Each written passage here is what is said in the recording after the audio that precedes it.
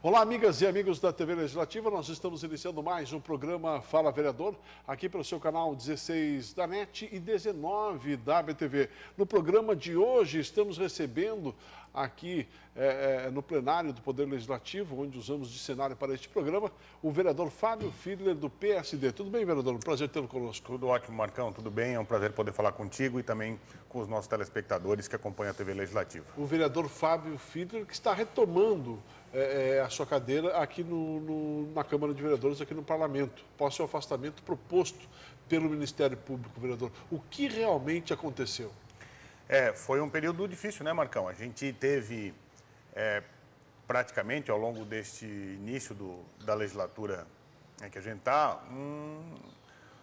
a vida da gente foi devassada, né? Tanto minha quanto do vereador Robinho e do vereador Célio, né? Em função de uma ação proposta pelo MP, com provas emprestadas da dita Operação Tapete Negro, o Ministério Público fez acusações infundadas em relação à campanha eleitoral, que foram julgadas em 3 instâncias, aqui em Blumenau, em Florianópolis e em Brasília.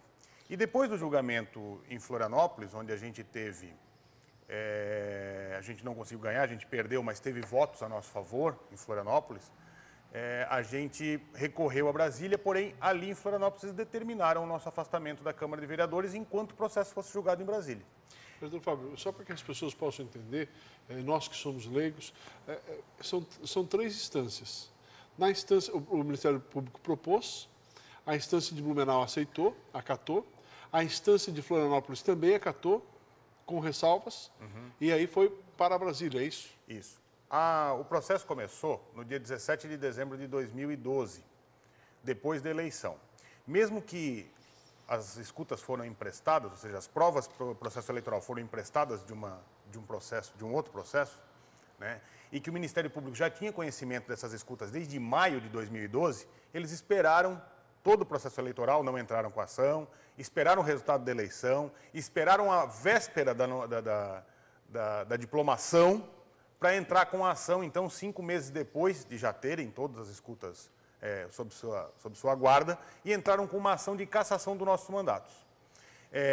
Nós tivemos 3 dias para poder se defender de toda a operação que foi deflagrada e fizemos os procedimentos de acordo com o que a Justiça pediu. Em primeira instância, que foi o primeiro julgamento, logo em fevereiro de 2013, apesar de eu não ter sido sequer ouvido pelo juiz, o juiz não deixou eu falar, só deixou as testemunhas darem os seus depoimentos, né, a gente foi condenado em primeira instância. Já tínhamos naquela oportunidade levantado a tese do cerceamento de defesa em função disso tudo. O início foi absolutamente proposto de forma equivocada.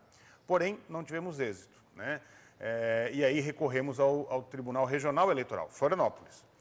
Porém, o juiz aqui determinou a nossa manutenção no cargo. Então, nós ficamos ainda, enquanto o processo ia ser julgado em Florianópolis, ficamos no cargo. Aí, no dia 15 de outubro do ano subsequente, aconteceu o julgamento no TRE, em Florianópolis. Lá, a gente perdeu, infelizmente, a gente não conseguiu ganhar.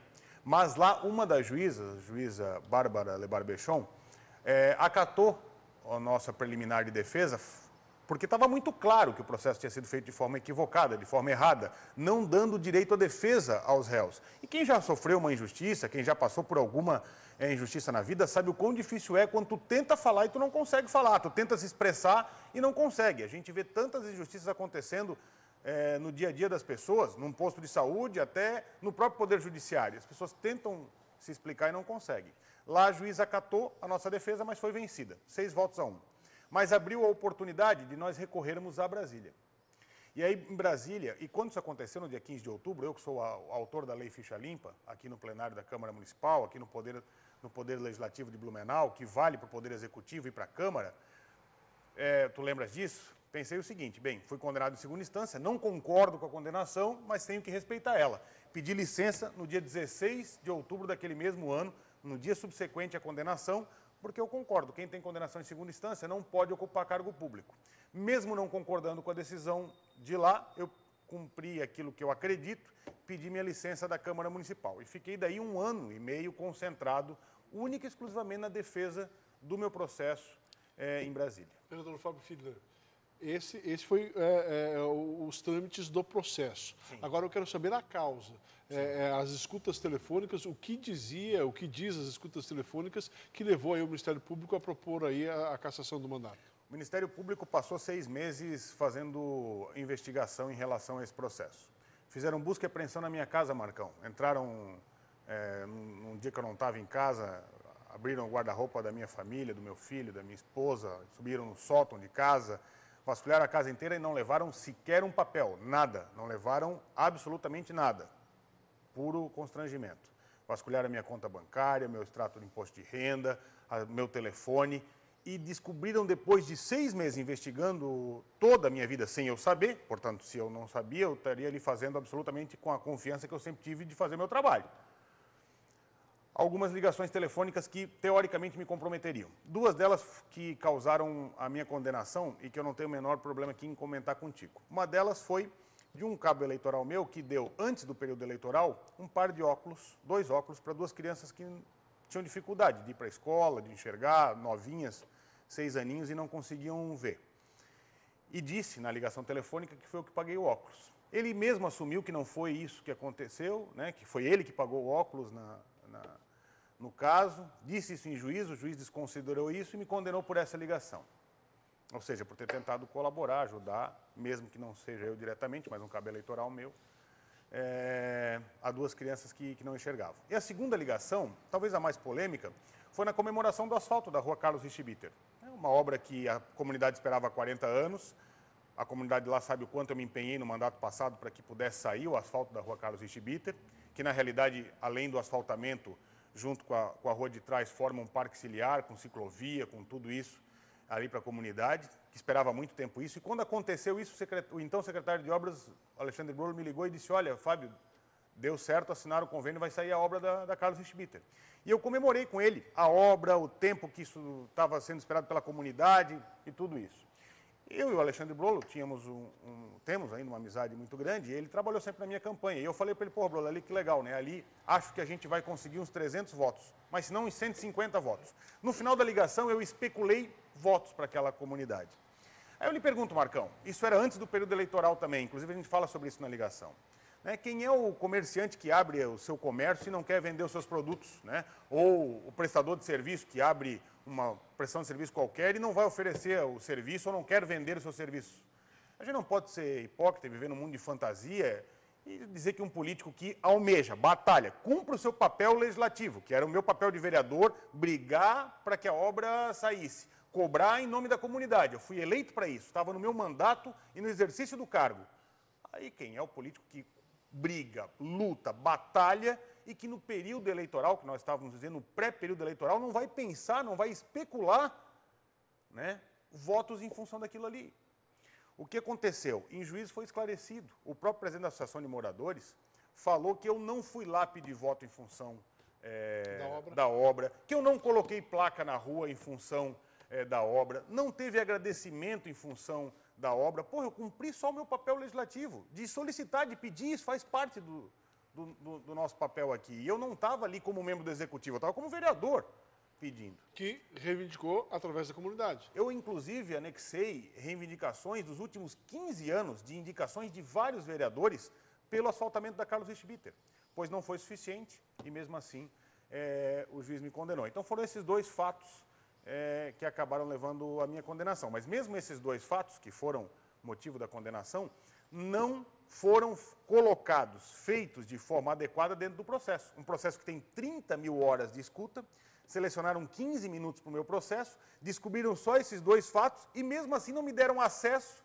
a essas escutas para eu poder me defender. Então, assim, se eu tivesse acesso às 30 mil horas, por exemplo, eu podia mostrar quantas vezes eu liguei para o prefeito, para os secretários, cobrando, por exemplo, o asfalto da Carlos Richibiter, né? E aí eles pegaram só a ligação que eu comemorava e que eu especulava o voto como prova cabal de que eu estava fazendo algo errado e não me deram a oportunidade de usar todas as demais ligações que mostravam que eu insistentemente cobrava essa e várias outras obras em função do meu papel legislativo, que eu nunca vou abrir mão de vereador. Vereador Fábio Fiedler, a partir de agora, chegou na 3ª instância, os juízes mandaram retornar todo o processo para que o vereador tivesse oportunidade de defesa. Como é que fica agora este processo que foi proposto aí pelo Ministério Público? Depois que chegou em Brasília e a gente concentrou nossos esforços na defesa de lá, foi uma sequência de fatos vitoriosos que levaram o processo à sua extinção, né? O primeiro deles, o Ministério Público Eleitoral Federal reconheceu, em função da sequência de fatos, de que o que eles tinham feito aqui em Santa Catarina foi feito de forma equivocada, foi errado. Então, no processo existe um parecer do Ministério Público Eleitoral Federal que reconhece que o Ministério Público Eleitoral aqui se equivocou, né? Isso serviu de base também para a defesa da juíza. No dia do julgamento, a juíza Maria Tereza, que foi quem julgou o nosso caso no TSE, no Tribunal Superior Eleitoral, que é composto por 7 juízes da mais alta corte do Brasil, foi muito clara. Ela disse: eu não tenho condições de sequer começar o julgamento deste caso, tamanha fragilidade processual que ele tem. Está lá no YouTube, é só digitar TSE, vereadores de Blumenau, o julgamento tem 4 minutos e 40 segundos e ela começa exatamente falando sobre isso. Ela dá parcial provimento ao nosso recurso. O que significa isso? Ela acata parcialmente a nossa defesa, porque diz que ficou claro que foi feito cerceamento de defesa, ou seja, que nós não tivemos direito a nos defender, e mais do que isso. Com o voto dela, todos os demais juízes, ou seja, os 7 juízes, por unanimidade, reconheceram o cerceamento de defesa, anularam as decisões, ou seja, o processo não está do jeito que estava e retornou para Blumenau, como algumas pessoas falam. Não, as decisões estão anuladas. As decisões de Florianópolis estão anuladas, a decisão de Blumenau está anulada. Volta o processo para o Ministério Público de Blumenau, que deve ter por obrigação pegar esse processo e fazer a análise se cabe ou não, se eles conseguem ou não, se deve ou não reabrir um novo processo, mas nunca sem deixar de garantir ao réu, no caso sou eu, o direito à ampla defesa, que foi o que eles fizeram de forma equivocada aqui. Talvez, no atropelo, muita coisa para fazer, a tal da Operação Tapete Negro era muito grande, não deram a devida atenção ao processo eleitoral e fizeram ele de forma equivocada. Tem que ter as 30 mil horas de gravação, elas têm que estar transcritas para dar à pessoa que está sendo acusada, porque isso muitas vezes se confunde no Brasil, né? Quando tu é acusado, tu já passa a ser condenado. E não é assim, né? Como eu repito, muitas pessoas já passaram por injustiças e sabem o quanto difícil é quando alguém aponta o dedo para você e você não tem nem a oportunidade de poder se expressar para dar a tua versão. Foi o que aconteceu conosco.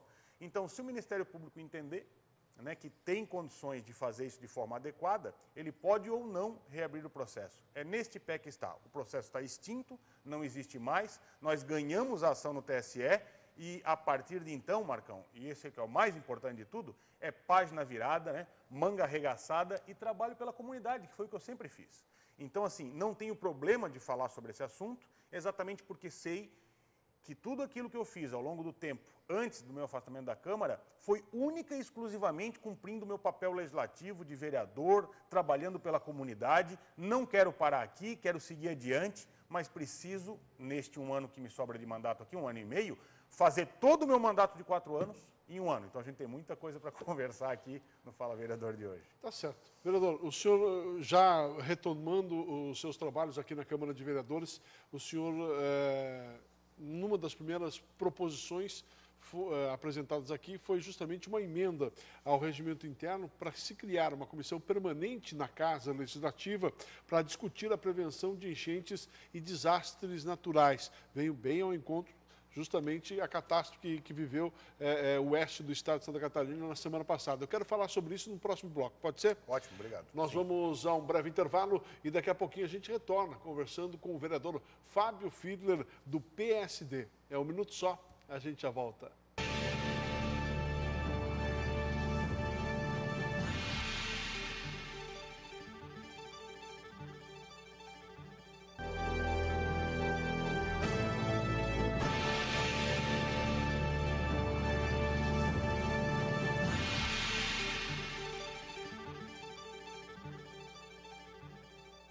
Nós estamos de volta no programa Fala Vereador. Muito obrigado pelo carinho da sua audiência.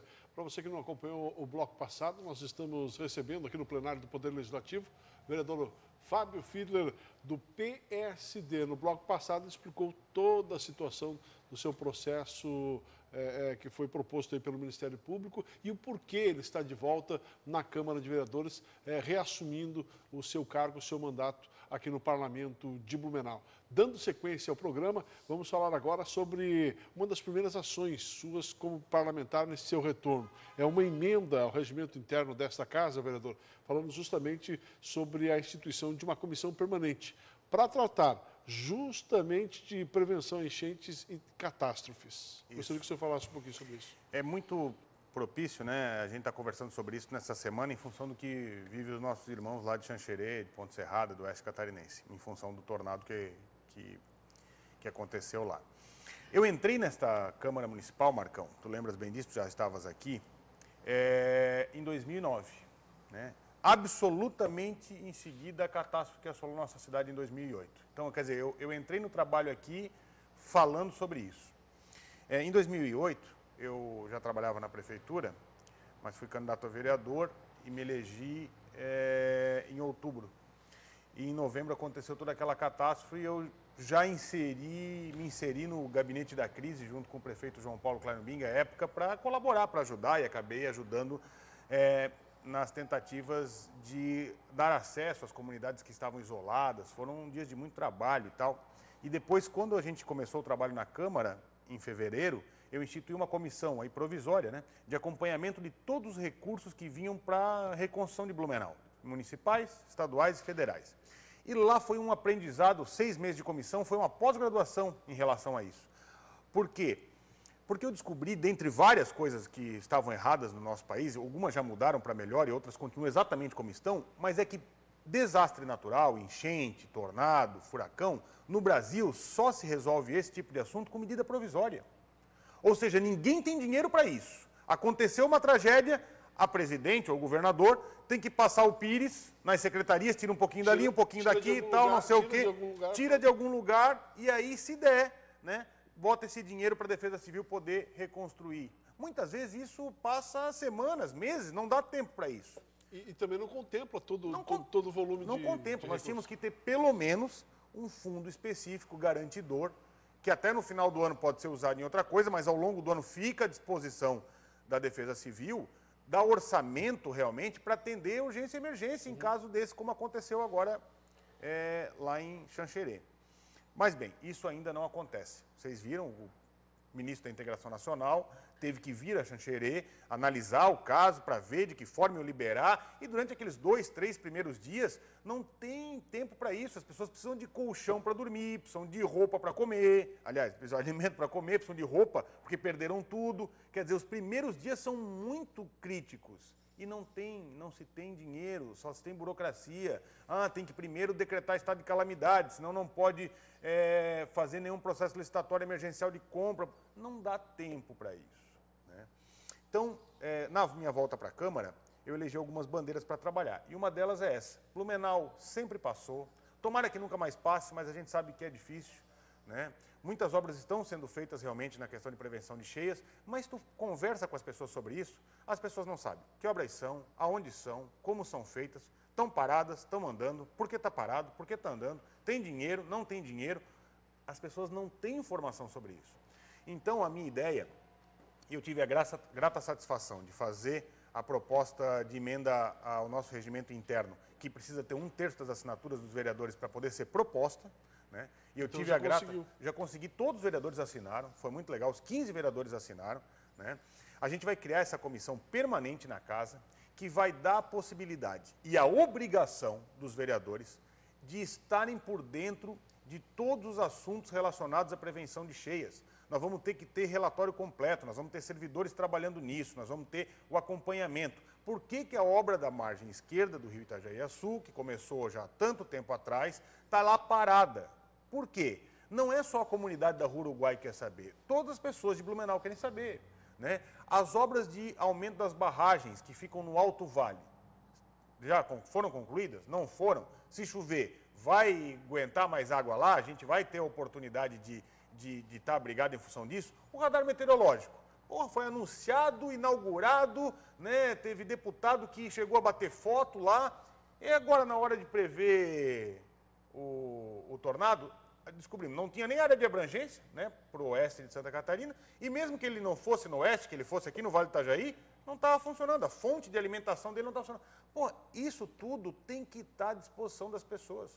Então, conversei com o secretário Marcelo Churubi, que é o nosso secretário municipal de Defesa do Cidadão, conversei com o secretário Milton Obos, que é o secretário estadual de Defesa Civil, né, para que a gente consiga, a partir do momento da instalação dessa comissão, fazer um apanhado geral disso e informar as pessoas. As pessoas precisam saber se elas estão ou não protegidas, pelo menos isso, né, de catástrofes naturais. Também, ao longo dessa semana, a gente descobriu que Santa Catarina é o segundo lugar do mundo mais propenso a ter tornados. O primeiro é nos Estados Unidos e o segundo é aqui. Daí eu fui me informar como é que as pessoas lá nos Estados Unidos ficam sabendo dos tornados, porque aqui eles falaram que num tornado é muito difícil tu, mesmo com radar meteorológico, tu prever. Acompanhar. Aí, a gente descobriu que lá também é 15 minutos, né? Não se tem a informação antes de 15 minutos, mas eles conseguem se mobilizar em 15 minutos para preservar vidas, né? Se as pessoas não têm um lugar na sua própria casa para preservar do tornado, eles têm nas comunidades locais subterrâneos que abrigam 30, 50, 100, 200 pessoas, que eles conseguem se mobilizar de onde tiverem, todo mundo sabe que tem que ir para lá, deixa passar o tornado, pode dar algum dano material, mas preserva a vida das pessoas, né? A vida das 2 pessoas que morreram em Xanxerê, né, poderiam ter sido preservadas se nós tivéssemos políticas adequadas em relação a isso. Mas nós nem sequer sabíamos que Santa Catarina é o segundo lugar do mundo com maior propensão de ter um tornado. Nem divulgado. Então essa é a intenção. A comissão permanente é para deixar as pessoas de Blumenau esclarecidas do que existe de política de prevenção de catástrofes e de enchentes. Certo. E como é que está o andamento, o trâmite aqui na casa? Já começou a tramitação, está na Comissão de Constituição e Justiça, né? A gente pediu celeridade ao presidente Marco Antônio já, e assim que o processo sair da Comissão de Constituição e Justiça, vamos pedir celeridade aos demais vereadores para a gente instituir a comissão permanente e começar o trabalho quanto antes. Existe aí também a solicitação de uma frente parlamentar em defesa das políticas públicas aí para o pequeno empreendedor. Inclusive, o senhor esteve na semana passada em Brasília, juntamente com o chefe da Secretaria de Micro e Pequena Empresa, o ministro de Estado, na verdade, que é o Afif, o Guilherme Afif Domingos. Como é que foi essa conversa e nos fale um pouquinho dessa frente parlamentar. Bem, a Frente Parlamentar da Micro e Pequena Empresa, ela foi instituída antes da minha saída da Câmara, no ano de 2013. Com que propósito? À época, o propósito era integrar Blumenau à discussão da Lei Geral da Micro e Pequena Empresa que estava acontecendo no país. A Lei Geral 123, a Lei da Micro e Pequena Empresa. À época, nós gostaríamos de fazer essa integração. Foi feito muito trabalho em conjunto com a então Secretaria de Desenvolvimento Sustentável do Estado, que cuidava das políticas da micro e pequena empresa, e que formulou a Lei Geral em Santa Catarina, e até um determinado momento a gente pôde acompanhar e fazer isso tudo. Bem, dado esse vácuo do meu mandato, né, quando eu voltei para cá, a Lei Geral já tinha sido aprovada, mas, por incrível que pareça, a Lei Geral em Blumenau ainda não. Já tem mais de 100 municípios em Santa Catarina que já tem a sua Lei Geral da Micro e Pequena Empresa aprovada e Blumenau ainda não. O que é a Lei Geral da Micro e Pequena Empresa? Bem, as leis municipais não podem sobrepor as leis estaduais nem as leis federais. Então, como existe a Lei Geral Federal, que garante acesso privilegiado aos micro e pequenos empreendedores para driblar a burocracia e dar condição de o micro e pequeno se legalizar e poder se formalizar, né, e, consequentemente, ter uma vida melhor e estável, existe já essa lei federal. A lei estadual também contempla, só que Blumenau ainda não consegue usar de todos os recursos da lei, porque não tem a sua lei geral feita. Em que pé que está agora? Foi feito um levantamento da possibilidade da lei geral ser feita aqui em Blumenau, foi feita uma prévia da lei. Essa prévia da lei está com as entidades empresariais, capitaneadas pela AMP, que, aliás, encampou isso como é de costume da própria primeira entidade de micro e pequena empresa do Brasil, a AMP de Blumenau. Está lá com eles estão discutindo isso e me entregam essa semana, depois de ter debatido com todas as entidades, a CIB, Intersindical, CODEIC e assim por diante. Vindo para cá, nós temos um compromisso formal do prefeito já de nos receber e, se a lei tiver a contento de todos, aprovarmos o mais rápido possível a Lei Geral em Blumenau, porque nós temos a segunda etapa, que é uma discussão ainda maior, que é a flexibilização das tabelas do simples, do super simples, que, além de dar mais acesso a outras categorias, de integrarem o Super Simples, flexibiliza o pagamento do imposto de forma mais adequada, porque hoje as tabelas são muito alongadas e elas precisam ser fragmentadas para que tu não pagues de forma injusta imposto que tu não deve, né? Então essa discussão é mais ampla, mas é um debate que eu também gosto, eu sou microempresário, sempre militei nessa área, acho importante. E é importante porque 95% da nossa economia, inclusive de Blumenau, que é conhecida pelas grandes empresas, 95% da nossa economia em Blumenau, como no resto do país, é movimentado pelo micro e pequeno empresário e é por eles que eu vou brigar e lutar. Vereador, o senhor está apresentando um projeto de lei aqui na Câmara de Blumenau. Esse projeto determina que todas as escolas públicas tenham uma faixa elevada na porta da escola. Tem a porta da escola, tem a rua, ali vai ter uma faixa elevada. Essa é a sua proposta nesse projeto? Esse projeto é antigo, Marcão, porque eu trabalhei muito ao longo do meu primeiro mandato em mobilidade urbana, né? Trabalhei muito na concepção e na aplicação dos projetos de corredores de ônibus em Blumenau. Visitamos vários locais que falavam sobre isso, e a tendência da faixa elevada, o que é? As pessoas acham que a faixa elevada é uma lombada. Não.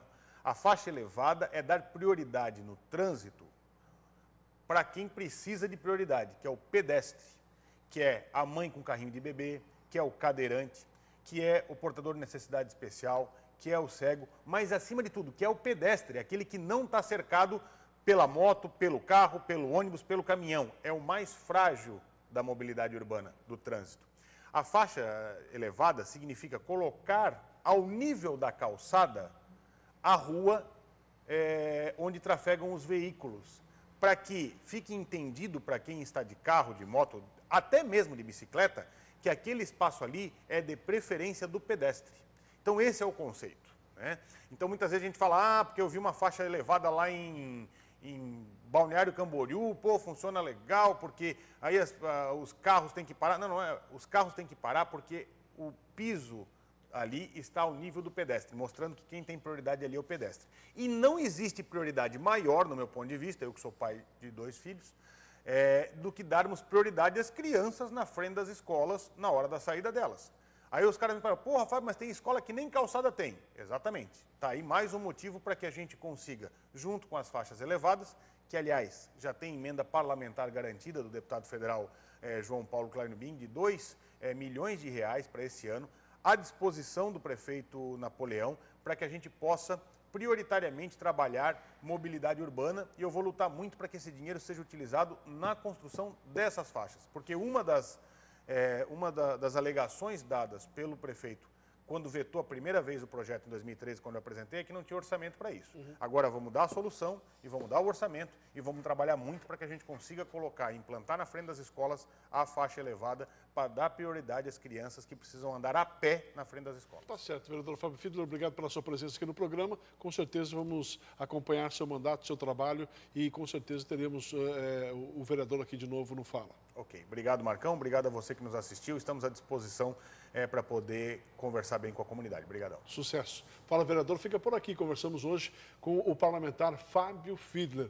Fala, volta na semana que vem, conversando com outro parlamentar blumenauense. Um abraço a todos, até lá.